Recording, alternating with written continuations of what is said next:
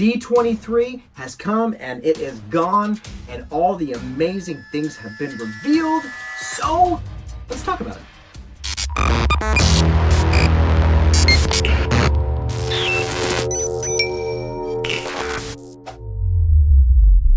Hello, welcome to another episode of Nerd News. I am your host.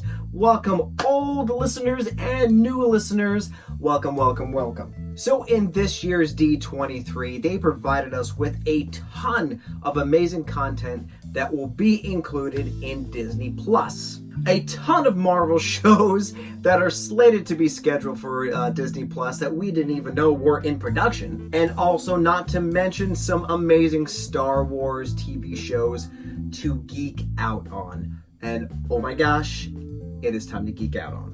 I mean, I did a previous video on The Mandalorian, which is one of Star Wars' TV series that will be on this platform.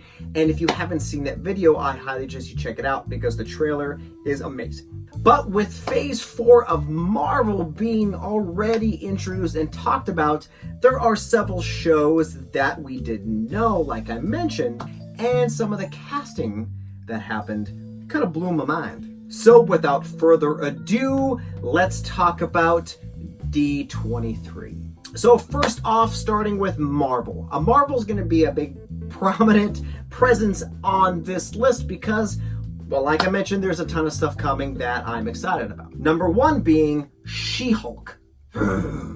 Now, She-Hulk is one of those characters we thought we would see on, the big screen, but we didn't know it was going to happen on a TV series. Now, a lot of fans are wondering who is going to don the green skin, and one of, the internet's amazing digital artist, Boss Logic, thought, hey, you know what? Why don't we pitch Rosario Dawson as the role? He did an amazing little concept art, and I'm not gonna lie, it looks pretty good. But I know some fans are rooting for Ronda Rousey because she did mention at the time of Captain Marvel, she really was campaigning to be Captain Marvel. So her being the Hulk, or the She-Hulk that is, I don't know, I would go for an unknown or even give Rosario Dawson a shot. Boss Logic may have hit the green pants on the head. And from She-Hulk, we're going to move on to Marvel's Batman, which is titled Moon Knight. Now, Moon Knight is, like I said, a vigilante. He is the Marvel's Batman, and a lot of fans were wondering who this character is going to be. Who will portray this man of the night and justice and a really cool suit that's white. It's amazing. You gotta check it out. My casting choice, and I'm gonna throw into this pile, is I really want Keanu Reeves to be Moon Knight. I mean, think about it. He's already had the training with John Wick. He's already had the martial arts training with The Matrix. Combine that with an amazing costume and great script writing of Marvel, and what do you got? You got a hit. You're welcome, Marvel. Cast this guy to be the casting director. I got you. Although I kind of wish he was like Bill from Bill and Ted as Moon Knight. Justice!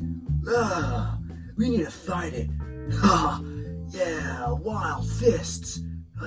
But Moon Knight should be in the same realm of reality and brutality as Marvel's Daredevil was. Daredevil is arguably the best Marvel show that has been out in recent date, and if you don't believe me, let's argue about it because the show is amazing. Have you seen season 2? Also coming to Disney Plus is Miss Marvel. Now, Miss Marvel follows the adventures of Camilla Khan, who is a Pakistani American. She is currently living in New Jersey and she has the ability to shapeshift. So her story is going to be amazing because she's a teenager with these amazing powers. It's one of those things where you take obscure characters and you bring them to the limelight, and then all of a sudden, what happens? You have everyone being Miss Marvel or all these characters for Halloween, and marketing is on point.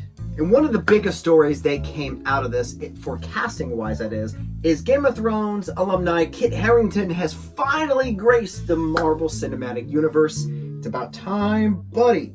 So before I tell you who he's playing, here's who I thought he was going to play. After they mentioned Moon Knight was going to be one of the series that's going to come on Disney Plus, I thought, oh my god, That's perfect. Kit Harington is going to be Moon Knight. Bam. Keanu is my first choice, but if Kit is going to be Moon Knight, done. I'm fine with this. So Kit Harington will be in the Eternals. He's going to be playing a character that not many people know unless they have read the comics like Marvel back in the day. He's playing a character called Black Knight. Now, Black Knight is a very good, complex character who has a sort of evil that he has to do good things with as he battles, the forces of evil and the forces of, good, and figure out how to coexist between the two. I expect it to be something like this. The Eternals are worth more than dragon glass. We need to fight for our lives, for the universe, nay, for the galaxy. Yeah, I know, that really wasn't a good Kit Harington impression, but it's a work in progress. Now, some of the other Marvel movies that came out that we're expecting to see sequels to, one of them was mentioned. Black Panther 2 is scheduled for May 6th, 2022. That is a long time away, but we got a great slew of content that'll keep us busy up until we see it's, Black Panther claw its way back into the theaters and into our hearts. And now let's move on to Star Wars. So yes, The Mandalorian is one of the main shows that all us Star Wars geeks are freaking out about.